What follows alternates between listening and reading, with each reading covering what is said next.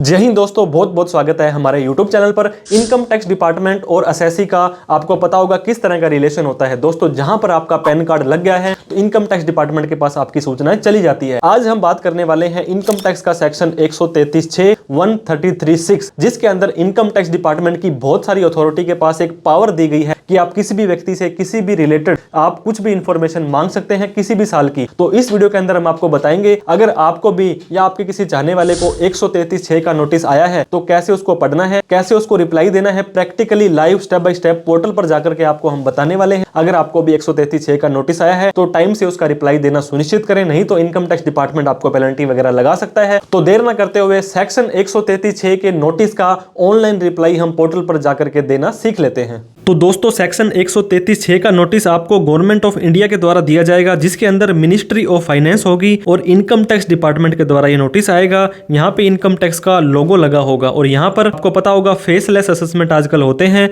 तो इस तरह का एक और लोगो इन्होंने लगा दिया है। यहाँ पर नाम, मोबाइल नंबर, मेल आईडी, ये सब चीजें दी जाएंगी। एड्रेस दिया जाएगा जिस व्यक्ति को ये नोटिस दिया गया है और उस व्यक्ति का पैन कार्ड यहाँ पे दिया जाएगा। असेसमेंट ईयर मतलब जिस साल का ये नोटिस था, अब असेसमेंट ईयर 23-24 है, तो दोस्तों इसका फाइनेंशियल ईयर जो है वो 22-23 हो जाएगा। तो कभी का कुछ भी नोटिस ये आपसे मांग करके कुछ भी डेटा पूछ सकते हैं। 9 जनवरी 2025 को आपको ये नोटिस आया था और ये DIN यानी कि डॉक्यूमेंट आइडेंटिफिकेशन नंबर होता है। इस नंबर के आधार पर आप अपने नोटिस को ट्रैक कर सकते हैं, ट्रेस कर सकते हैं और उसका आप रिप्लाई दे सकते हैं। अब नीचे दोस्तों notice under section 133(6) income tax act 1961। अब दोस्तों यहाँ पे मिस्टर, मैसर्स, फर्म जो भी आप हो, हमें कोई मतलब नहीं है। आपका पैन कार्ड है in connection with the assessment proceeding in the case ABC। ये एक और फर्म थी जिसका केस हम चेक कर रहे थे और जिसका पैन कार्ड ये है। Assessment year 22-23। Kindly furnish the following information. ये कहते हैं during the course of assessment proceeding इस ABC की हम असेसमेंट चेक कर रहे थे। असेसमेंट ईयर जो है आपका दोस्तों फाइनेंशियल ईयर 22-23 है, असेसमेंट ईयर 23-24 है, तो इसके रिगार्डिंग में हमें कुछ इन्फॉर्मेशन आपसे चाहिए। तो इन्होंने ये लिखा दोस्तों कि आपने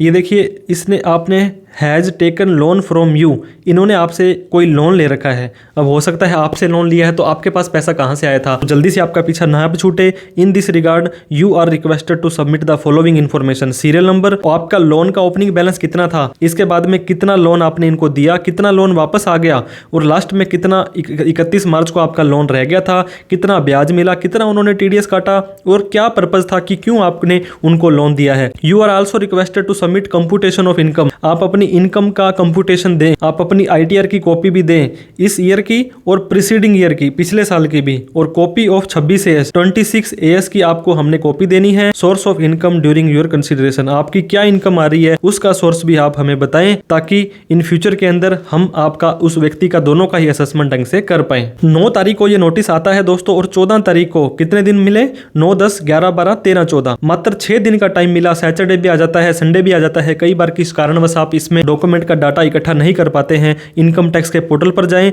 या comply to notice CTN facility आपको दी गई है, वो आपको फैसिलिटी हम डिटेल के अंदर भी बताने वाले हैं। इन्होंने ये भी बोल दिया है login to register e filing portal is not required, reply में बी सबमिटेड बाय यू, या किसी CA वगैरह से भी आप करवा सकते हैं। स्टेप आपको नीचे दिए गए हैं, वो स्टेप देखने की जरूरत नहीं है। और एक बात और इन्होंने धमकी दी है, फेलियर करते हो, अगर आप इन्फॉर्मेशन टाइम से नहीं देते हो तो ये सेक्शन है 272A(2), उसके तहत आपको 500 रुपए पर डे के हिसाब से पेनल्टी लगाएंगे। अगर आपने 10 दिन इस नोटिस का जवाब लेट दिया तो 5,000 रुपए की पेनल्टी हम आपको लगा सकते हैं। तो 133(6) के नोटिस को आपको दोस्तों लाइटली नहीं लेना है। जो भी इन्फॉर्मेशन आपसे मांगी जाती है आपको इनको हाथ जोड़ के इन्फॉर्मेशन दे देनी है। कैसे देनी है वो आपको अभी पोर्टल पर लेके चलते हैं। तो दोस्तों, आपको किसी भी ब्राउजर में आना है, सेक्शन 133(6) का रिप्लाई देना बहुत ही इंपॉर्टेंट है। incometax.gov.in के पोर्टल पर जब आप आएंगे इस तरह का पोर्टल दिखाई देगा। आप सिंपली होम के ऊपर क्लिक कर सकते हैं। जैसे आप यहाँ पे नीचे आएंगे तो आपको काफी सारे ऑप्शन दिखाई देंगे, तो आप ये देख सकते हैं कंप्लाई टू नोटिस CTN करके आपको यहाँ पे ऑप्शन दिखाई दे रहा है, यहाँ पे आपको आ जाना है। अब 2 ऑप्शन आपको दिखाई दे रहे हैं कि आप अपना जो सबमिट किया हुआ रिस्पॉन्स देखना चाहते हो या न्यू रिस्पॉन्स सबमिट करना चाहते हो। तो हमने न्यू सबमिट रिस्पॉन्स करना है, कंटिन्यू पर क्लिक कर देना है। अब दोस्तों डॉक्यूमेंट आइडेंटिफिकेशन नंबर, ये UD नंबर मैंने आपको बताया था, ये आपको यहाँ पे डाल देना है। DIN number, document identification number, हर नोटिस के ऊपर ये अलग लिखा होता है। तो जैसे ही हमने DIN नंबर डाला, अब यहाँ पे आपको मोबाइल नंबर और आपकी ईमेल आईडी डालनी है। ध्यान रहे दोस्तों, वैसे तो आप अपने पोर्टल वाली डालें तो ज़्यादा बढ़िया है, नहीं तो कोई भी ऐसी मोबाइल नंबर या मेल आईडी डालें जो दोनों आपके पास एक्सेस हो, जिन दोनों के पास ही एक एक OTP जाने वाला है। मोबाइल नंबर ईमेल आईडी डालने के बाद वैलिडेट के ऊपर आपको क्लिक कर देना है। अब दोस्तों यहाँ पे लिखा रहा है we have sent a OTP via text message to your mobile number and email ID. इन दोनों पर ही OTP आ चुका है। इन दोनों के ऊपर अलग अलग OTP गए हैं दोस्तों, जो दोनों आपको यहाँ पे डालने हैं। मोबाइल वाला यहाँ पे डालना है और ईमेल वाला आपको यहाँ पे डाल देना है। मोबाइल और ईमेल वाला OTP डालने के बाद में आपको कंटिन्यू के ऊपर क्लिक कर देना है। तो दोस्तों जैसे ही आप वैलिडेट के ऊपर क्लिक करेंगे और नीचे आएंगे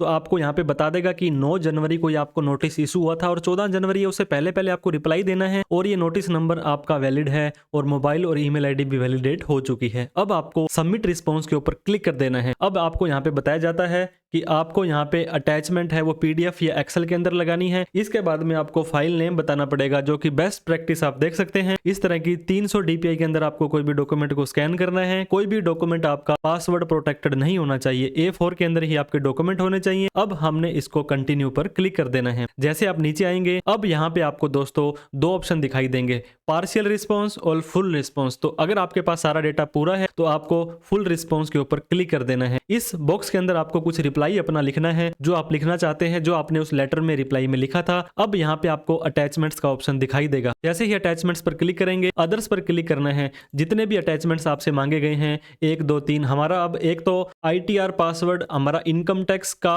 कंप्यूटेशन और इसके बाद में इनकम टैक्स की रिटर्न प्लस में फॉर्म 26A हमसे मांगा गया था। इसके अलावा हमने एक रिप्लाई किया था, तैयार किया था। अब आपको ऐड डॉक्यूमेंट पर क्लिक कर देना है। यहाँ पे आपको आ जाना है ITR, जो भी आपका डॉक्यूमेंट होगा वो आपको यहाँ पे लिख करके उसको आपको यहाँ पे अटैचमेंट पर क्लिक करेंगे।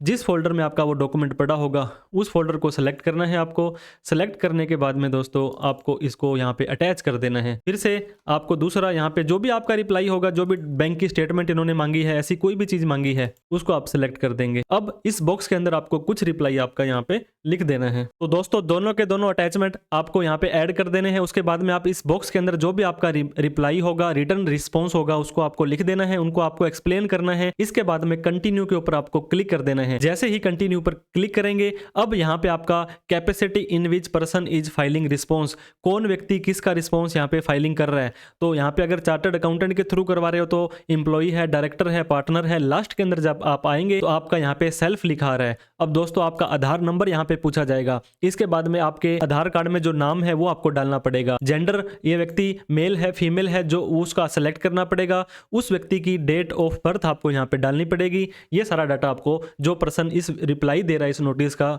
वो आपको यहाँ पे डाल देना है। तो दोस्तों सारा का सारा डेटा आपको यहाँ पे डाल देना है। इसके बाद में कंटिन्यू के ऊपर आपको क्लिक कर देना है।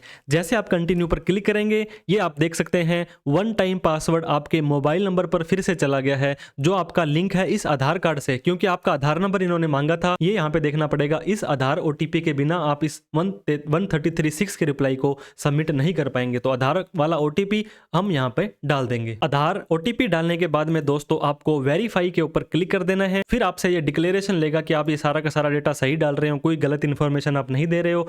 लास्ट में जाकर के सबमिट के ऊपर आपको क्लिक कर देना है। तो दोस्तों यहाँ पे आपका एक्नॉलेजमेंट डाउनलोड करने के लिए आपसे पूछा जाएगा। ये आपका एक्नॉलेजमेंट डाउनलोड हो गया है। इसके बाद में आपका ट्रांजेक्शन ID और आपकी ये मेल ID इस चले पे चला जाएगा। तो इस तरह से दोस्तों 133(6) का रिप्लाई, क्योंकि इन्होंने सिर्फ इन्फॉर्मेशन आपसे मांगी है, ये इन्फॉर्मेशन हमने इनको दे दी है, तो किसी भी तरह की दिक्कत आपको नहीं आने वाली है। दोस्तों इन तरह के नोटिस को आपको इग्नोर नहीं करना है। वीडियो अच्छी लगी हो तो लाइक करें, और भी इस तरह की इन्फॉर्मेटिव वीडियो के लिए आप हमें सब्सक्राइब कर सकते हैं। नहीं किया है तो टैक्सीलेंट नाम का हमारा एक नया चैनल है, उसको भी सब्सक्राइब करें। टेलीग्राम और व्हाट्सएप के चैनल्स को भी फॉलो कर लें। Thank you so much for watching this video. जय हिंद, जय भारत।